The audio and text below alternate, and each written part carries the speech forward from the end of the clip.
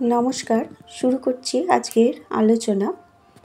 শ্রী শ্রী রামকৃষ্ণ ভক্তমালিকা থেকে আজকের আলোচনা স্বামী প্রেমানন্দ।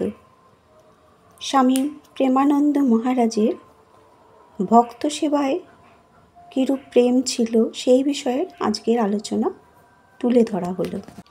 দেওঘরে তিনি যখন অসুস্থ অবস্থায় বায়ু পরিবর্তনের জন্য যান, তখন জনৈক সেবকের আহারে অধিক লোভ দেখিয়া তাহাকে তীব্র তিরস্কার করেন। সেবকটি অভিমানে দ্বিপ্রহরে আহারে আসিলেন না। বাবুরাম ভাবিয়াই আকুল, ছেলেটির কি হইল। অনুসন্ধান করাইয়া তাহাকে নিকটে আনাইয়া কোলের কাছে বসাইলেন এবং বলিতে লাগিলেন, বাবা, বুড়ো হয়েছি, রোগে শরীর দুর্বল, মেজাজ সবসময় ঠিক রাখতে পারি না। এ অবস্থায় যদি কিছু বলে ফেলি, তার জন্য কি রাগ করতে আছে?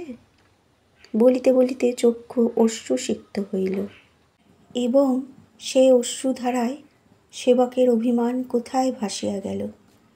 প্রেমানন্দের প্রেম ভক্ত সেবায় কোনো বাধা মানিত না। কেহ মঠে আসিলে প্রসাদ না পাইয়া ফিরিতে পারিত না।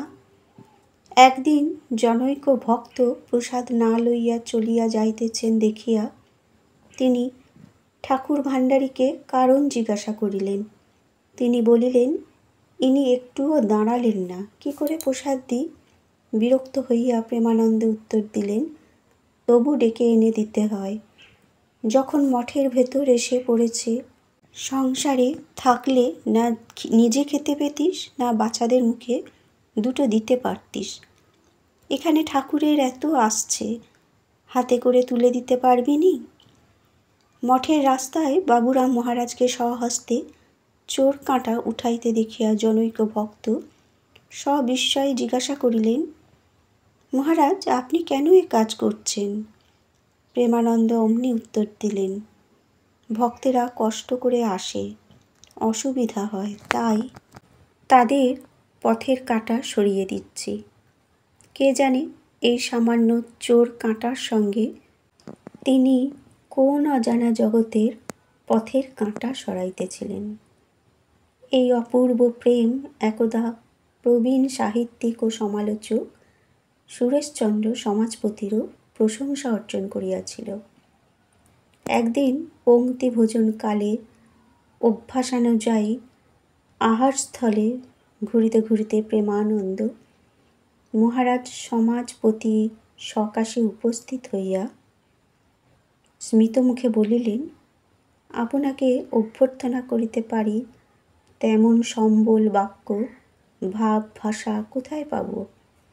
রস টস তো নেই, আপনার কলমের ডগায় রস টস টস করে।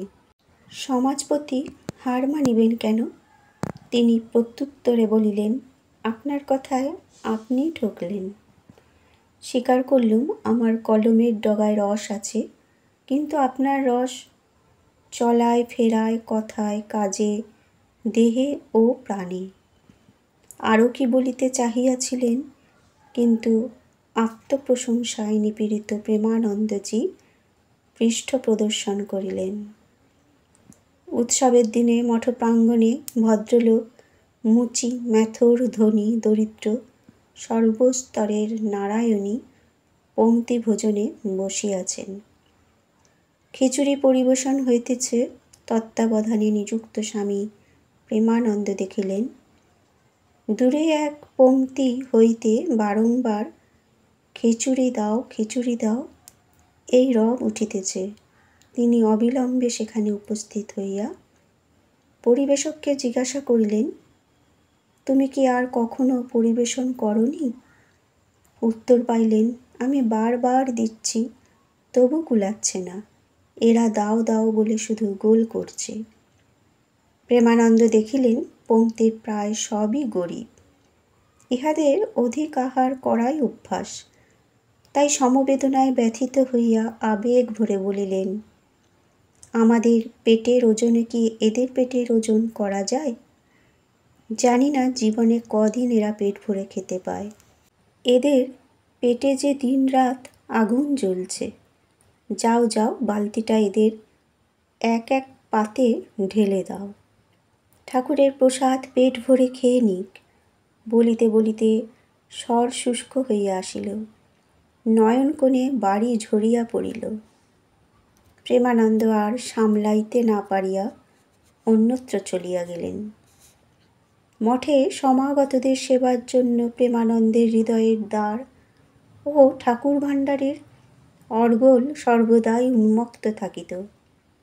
সকলেই যে ভক্ত হিসেবে আসিতেন তাহা নহে, কেহ হয়তো মঠের মুক্ত বায়ু সেবনে আগমন করিতেন, কেহ হয়তো বা ঔৎসুক্য মিটাইতে আসিতেন। তিনি যেভাবেই আসুন না কেন, প্রেমানন্দের মিষ্ট আলাপন ও ব্যবহারে মুগ্ধ হইয়া বারংবার যাতায়াত আরম্ভ করিতেন।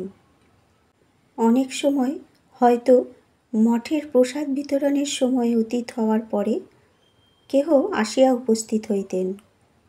অতীত প্রৌঢ় প্রেমানন্দজি কাহাকেও কিছু না বলিয়া নিজেই অভ্যাগতদের আহারাদির জন্য রন্ধনশালার দিকে অগ্রসর হইতেন।